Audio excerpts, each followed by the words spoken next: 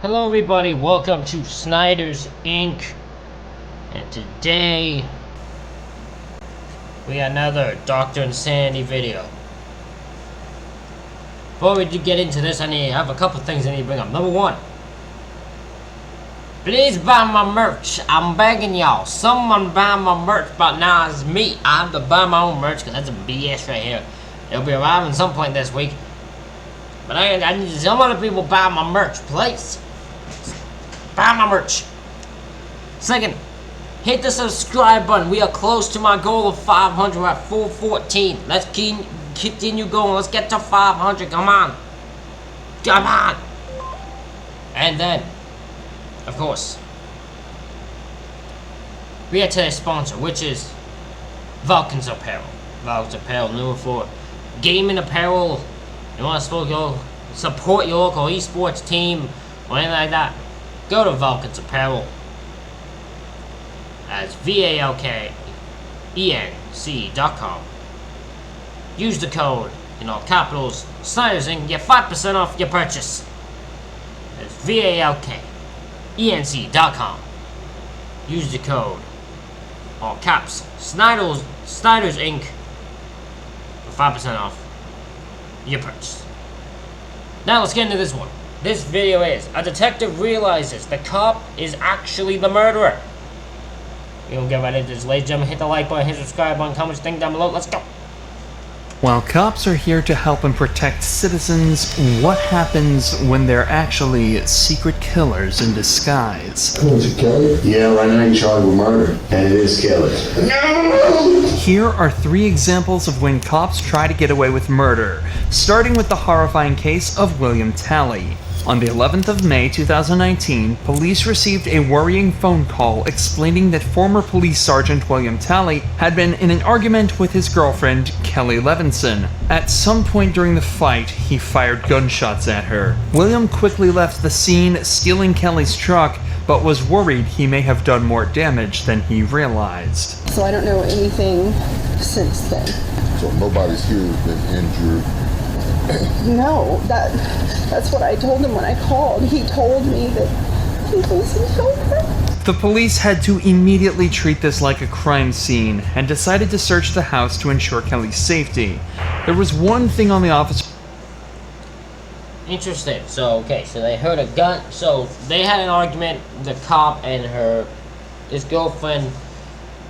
I don't know. I still will always answer this. I don't know how an argument gets so intense. Your response is to shoot the person. I don't know what your ass is arguing over that leads to that.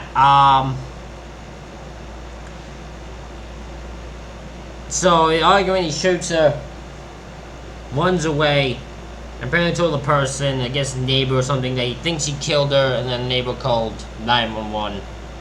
And we're at this point here. Officers' minds, and they were all silently pleading that they wouldn't find her dead. Deputy Brown, who used to work with the There's a dog in there. Yep, see it right there. Sorry to get mad. Upon entering the house, evidence of some kind of physical altercation was scattered throughout. As they entered the kitchen, though, they would find Kelly's dead body lying on the ground. With all the evidence the police had, it wasn't difficult for them to determine their main suspect.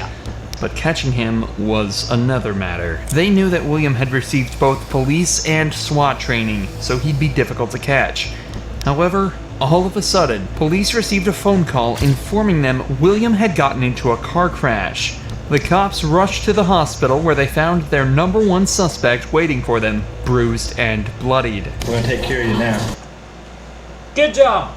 Good job, the runaway criminal crashed the car and now is in the hospital. This is the top. This is how it goes right here. Freaking smartness this is. Holy crap.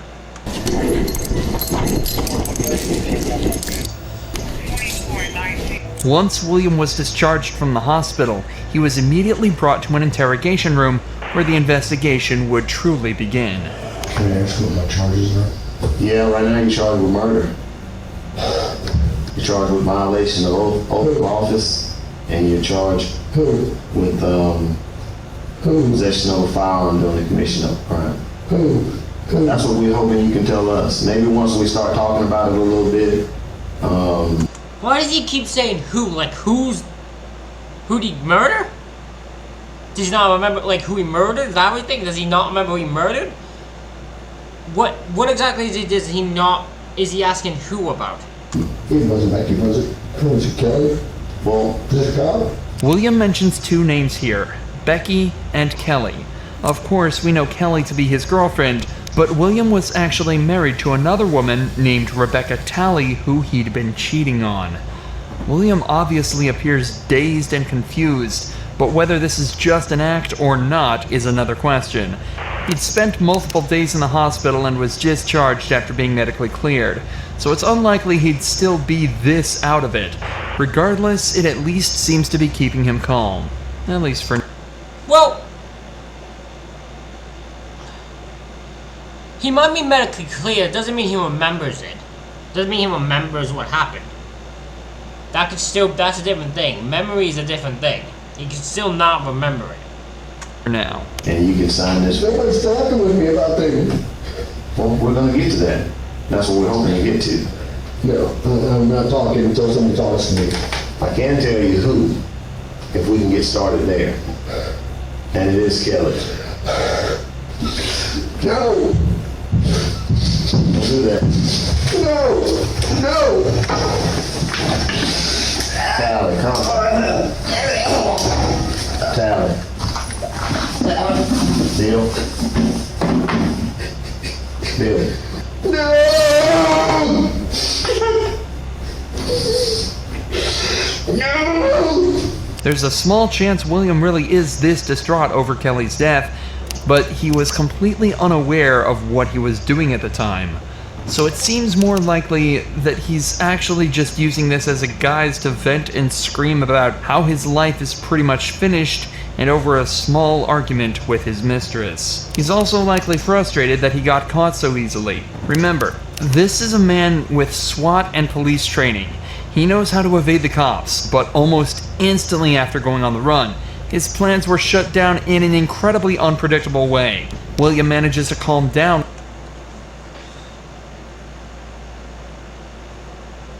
I mean, I guess, but you can't always put him in the category of just everyone's a heartless dude who fakes everything. Like, it's, again, I'm gonna look in the scenario, let's say he isn't faking this. No memory of what happened. Just find out he's hard to murder, so he knows that someone's dead. He found out Kelly, his girlfriend, is dead, and he knows he killed her. So that could be real emotion there, but it could be a mixture of self-pity. Like, he just realized he did something so stupid over it. But I can't, like, I could also see that it could be emotion of him just realizing what he's done. While the detective talks to him, but only for a few short seconds. Bill, let me get you some napkins. Bill. Bill, no. Stop, Bill. Relax. Bill, stop. It's all unnecessary, Bill. If you don't want to talk to us, that's fine, but let's not do this, okay? Okay? Just let's not do this. What's the guard? Right now you're hurting yourself. I don't care about me. Well- Who else that I hurt? There's no one I else. keep hearing people whisper. Or whispers. Okay, well, what whispering do you hear? No, tell me the truth. Okay? There's no one else hurt, okay? What you're watching is a man who knows without a doubt that he's guilty, doing everything he can to try and find a way out. He's panicking, and the cops were probably extremely relieved when William finally asked for a lawyer and put an end to this dramatic interrogation.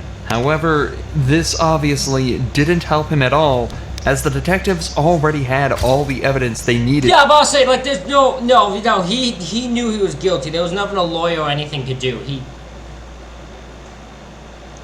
He knew what he did. He knew. He asked for a lawyer because you have to, right? Like, that's part of the thing, but he knew.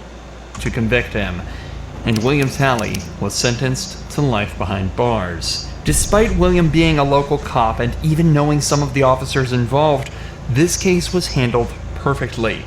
A stark contrast to that of Matthew Boynton, whose case was so weird and corrupt that the cops ended up investigating a shooting that never even happened. You know you can't give a sworn statement and lie on it. Why would you do that, Matthew? On the 15th of April 2016, police found Jessica Boynton hidden in the closet of her home with a gunshot wound to the head and a police-issued firearm in her hand. The county sheriff reportedly ruled her dead at the scene, but there was a problem. Jessica was neither dead nor shot.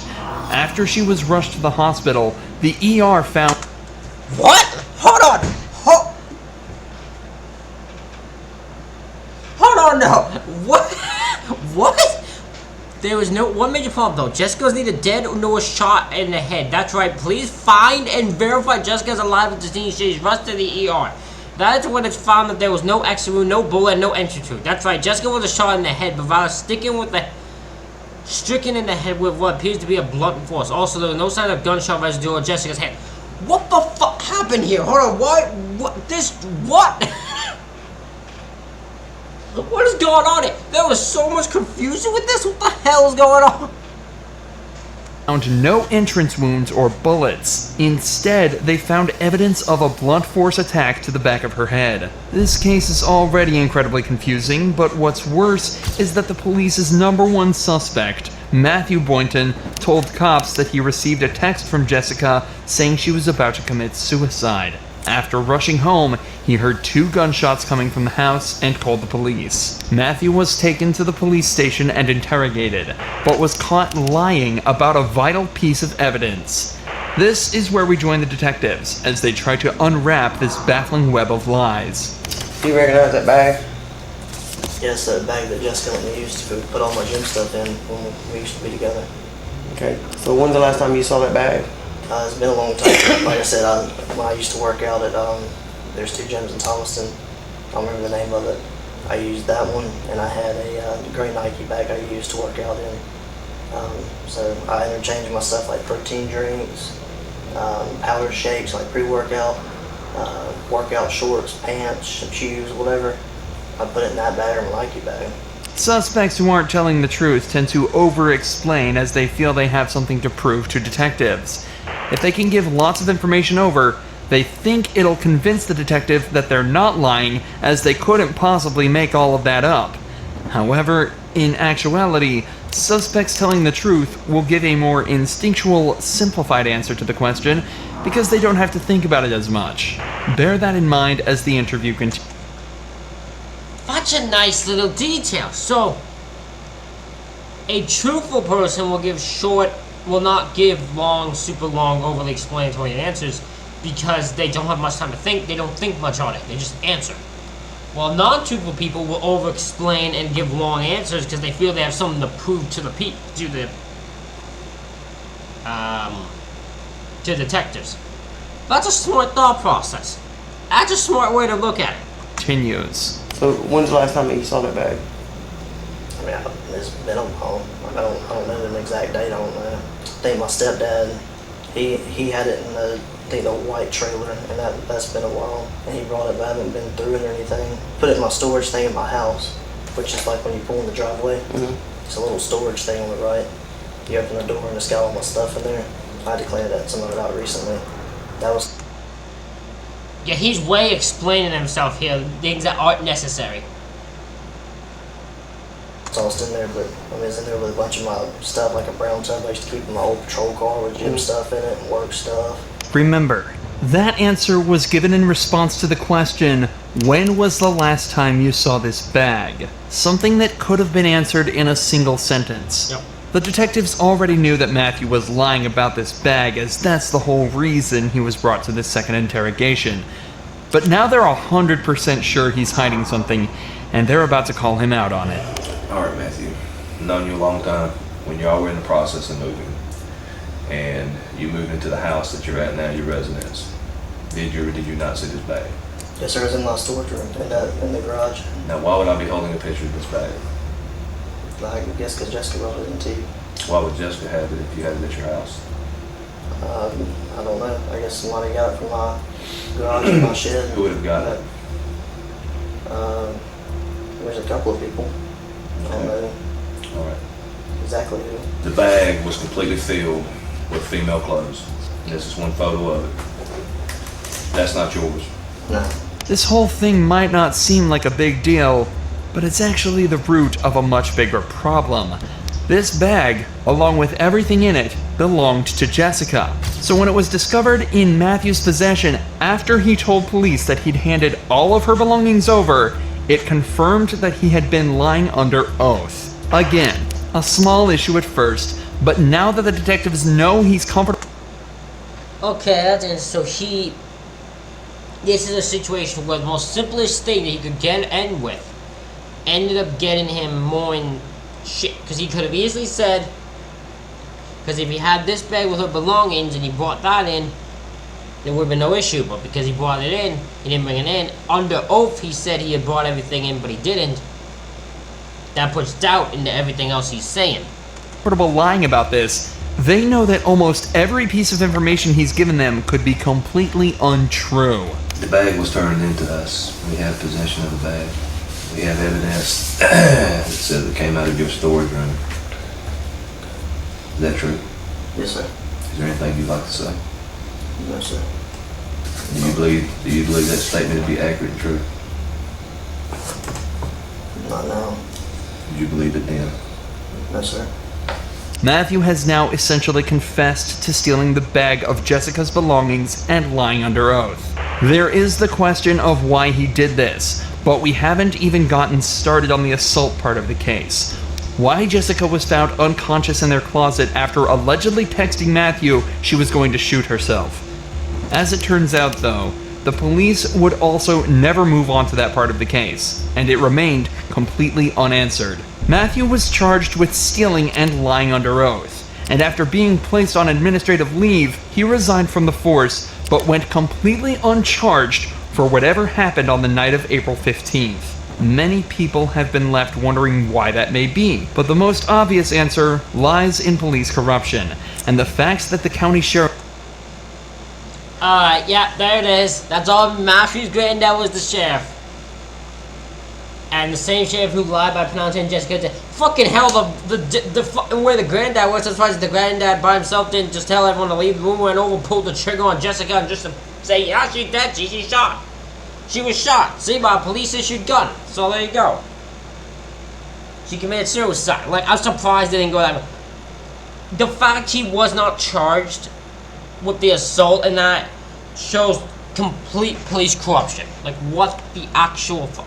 Sheriff just so happened to be Matthew's granddad, the same sheriff who lied by pronouncing Jessica dead at the scene.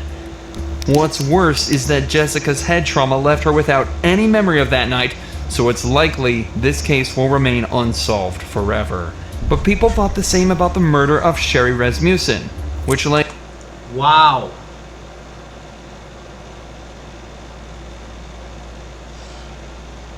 So she lost memory of that night, so she actually has no memory of what happened to her.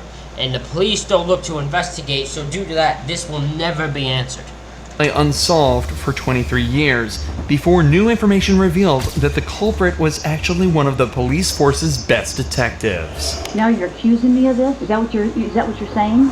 After decades of investigations, DNA evidence revealed that Stephanie was very likely the culprit of a murder committed in 1986. Because of the high-stakes nature of the case, the detectives made sure to meticulously plan this interrogation. Stephanie was a really successful detective herself, and she had recently received recommendations for her good work on a theft case. So the detectives used this, and brought her in under the guise that they needed help with a case. I don't want to talk about this in the squad room because I don't know who people are listening. And if we go to my side, everybody's always wondering what everybody else is doing.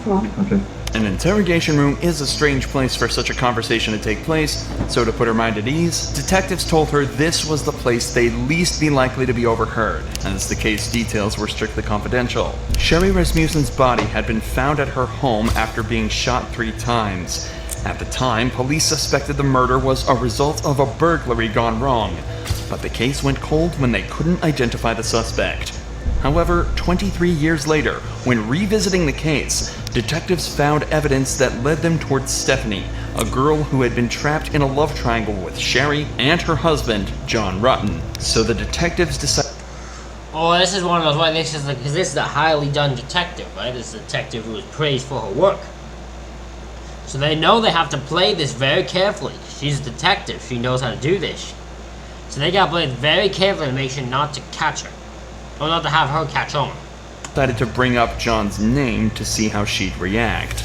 Were you guys friends? Close friends? Yeah, we're very close friends. Yeah? I mean, what's this all about? It's a case we're working on and it involves John, and in there's notes and stuff that he knew you and stuff. Oh, yeah, I mean, we good friends, lived in the dorms for, I lived in the dorms for 2 years. Was there ever any relationship or anything that developed between you guys?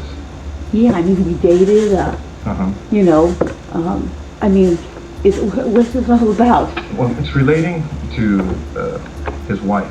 Both the detectives and Stephanie have tried to seem as friendly and relaxed as possible around each other, but Stephanie is obviously starting to get very anxious at this point. Even though the detectives gave a somewhat believable excuse, she's now in an interrogation room faced by 2 detectives being questioned about a girl she supposedly murdered 20 years earlier. Her breathing has become faster, and her language is defensive, and her movements have become more erratic. Yeah, this is a scenario. She's acting paranoid and defensive and all that to a thing where they don't even, in reality, even though they suspect her, they'd have no reason to in her mind. They just want to help with the case. But because of this, they'd be making more suspicious.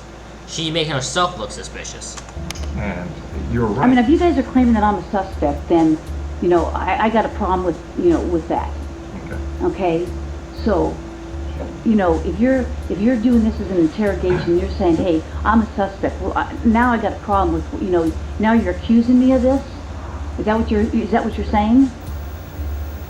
Obviously, you know about all the DNA stuff and things of the nature that, you know, gets done on cases nowadays. You know, if we asked you for a DNA swab, would you be willing to give us one? Maybe. Because now because I'm thinking I probably need to talk to a lawyer.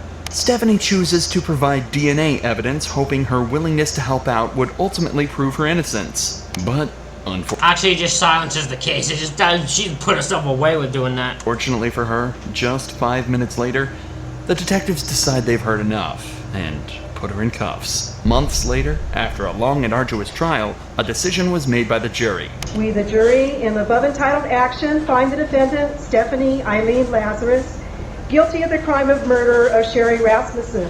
We further find the murder was of the first degree. After hiding it for 23 years, Stephanie Lazarus was finally found guilty of murder and sentenced to 27 years behind bars. If you enjoy true crime videos, ladies and gentlemen, let me know what you thought of this reaction video in the comments. Hit the like button, hit the subscribe button. Thank y'all for watching. I'll see y'all for the next one.